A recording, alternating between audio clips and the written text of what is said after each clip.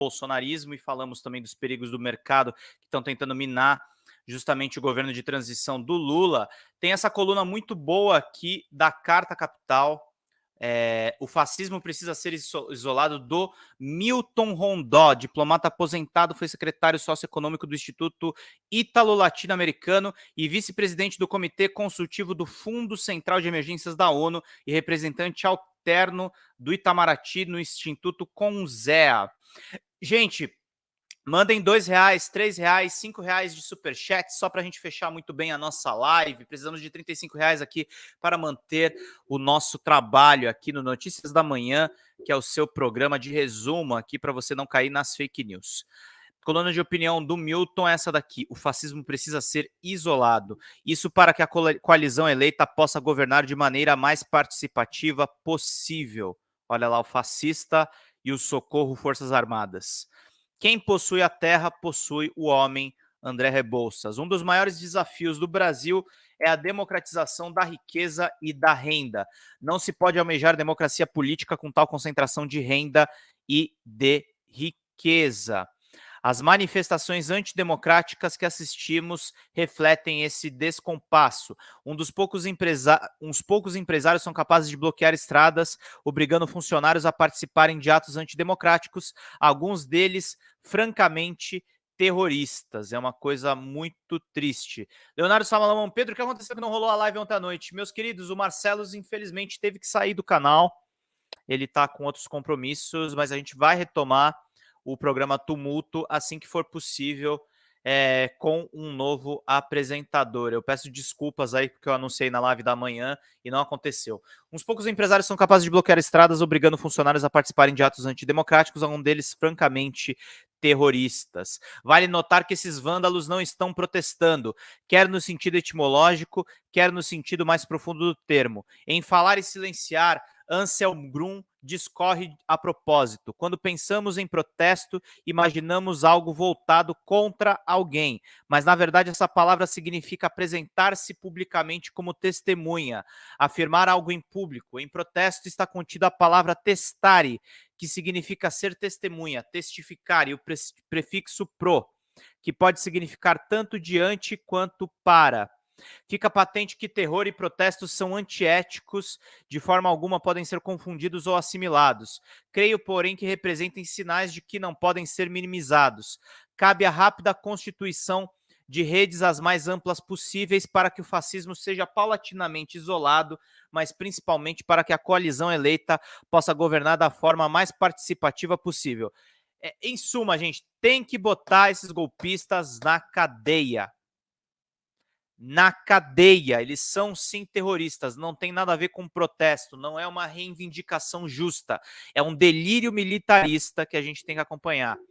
Jorge Gomes Falcão Neto, obrigado, querido, relaxem, o mercado se ajeita, se adapta, já diria o Darwin. Façam como Jorge, mandem superchats e participem aqui bastante da nossa live. A Lúcia Jardim falou aqui: incendiam caminhões, matam padre, usam capuz, são terroristas nazistas. Amanhã eu vou falar um pouco sobre o terrorismo deles, mas a gente vai continuar aqui lendo essa coluna. Cabe a rápida constituição das redes mais amplas e para o novo governo fazer a sua governança mais participativa possível. Nesse sentido, temas como alimentação e abastecimento deveriam ocupar o centro da agenda de transição. Na obra citada, Anselm Grum aclara: dou testemunho na presença de outros e proclamo algo a eles. Não me levanto contra alguém, mas em prol de alguém ou de algo. Muitos poetas e escritores veem suas obras como protesto contra a opinião vigente. Na verdade, o protesto verdadeiro nunca pretende falar contra alguém, mas se empenha em prol de alguém ou de uma causa. A minha poesia e o meu artigo se transformam em protesto quando dá testemunho de um modo novo de pensar e de falar. O protesto autêntico não acusa, mas testifica. Ele o faz de forma consciente em uma discussão com opiniões e palavras. Muito bacana ele resgatar o sentido radical da palavra, na raiz da palavra protesto, para justamente a gente entender que é testificar, que é justamente propor ao contrário do que pensam os terroristas. De uma maneira muito bonita, Grum complementa: para os monges, uma palavra sem ação não tem valor. Se de fato acreditamos na democracia e na democratização da renda e da riqueza, não há tempo a perder. Pautemos o direito à terra e à água como prioridade. Isso é fundamental, gente. Precisamos pautar os direitos essenciais e é por isso que eu concordo muito com meu amigo Carlito Neto. Temos que discutir uma sociedade realmente mais socialista, uma sociedade mais igualitária, uma sociedade realmente diferente e realmente democrática, que é o que a Folha Democrata defende por aqui. O atual presidente da Câmara não coloca em votação um projeto de emenda constitucional que inclui o direito à terra e à água no artigo 6 da Constituição Federal, tornando os direitos humanos fundamentais e universais. Caberá pressioná-lo para que faça o quanto antes e negociar com futuros candidatos à presidência da Casa para que se comprometam a fazê-lo. Nesse sentido, o premiado Itamar Vieira Júnior, autor de Torto Arado, que é um excelente livro, denunciou recentemente a exclusão dos negros no acesso à terra, que irá se irradiar mais amplamente na falta de acesso aos meios de produção, à terra em primeiríssimo lugar. Com efeito, não se pode pensar em relações livres que não estejam baseadas em seres livres, mas seria livre quem não tem acesso sequer a um pedaço de terra em que plantar, ao menos para consumo próprio. E, gente, mandem superchats para a gente continuar propagando palavras como essa do Milton aqui na Carta Capital. Não são os agricultores familiares os responsáveis por alimentar o mundo, cabendo-lhes 70% da produção de alimentos? Destes, não são as mulheres a maioria dos agricultores familiares, em torno de 70 deles?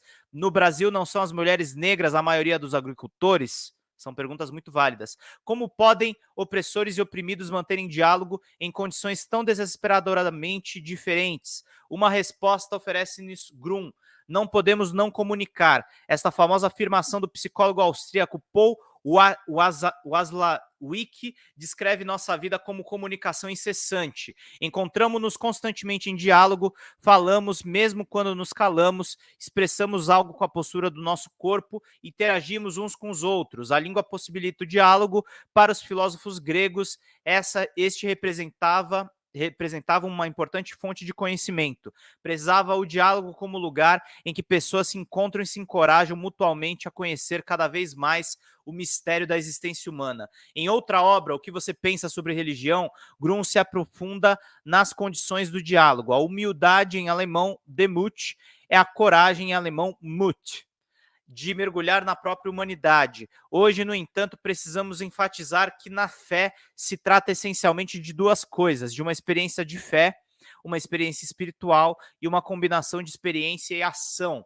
São Bento chama isso de ora et labora, rezar e trabalhar. Teólogo austríaco Paul Zeller chama essa tensão entre mística e política.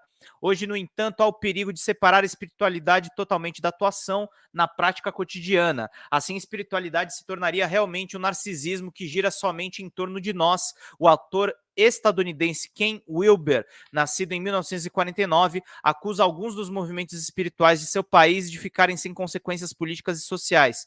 Jesus, ao contrário disso, quer que moldemos também o mundo ao seu espírito por meio da experiência da proximidade de Deus. Que religião não apoiaria isso? Não usemos, portanto, a religião como artifício para diferenças que são, de fato, políticas. Sem máscaras, a verdade pode, de fato, libertar. É muito importante essa coluna, gente, porque ela pontua com bastante precisão que não é o fato desses caras serem evangélicos, não é o fato desses caras estarem na frente dos quartéis. O problema é que isso é fascismo, isso é terrorismo e isso precisa ser muito bem isolado.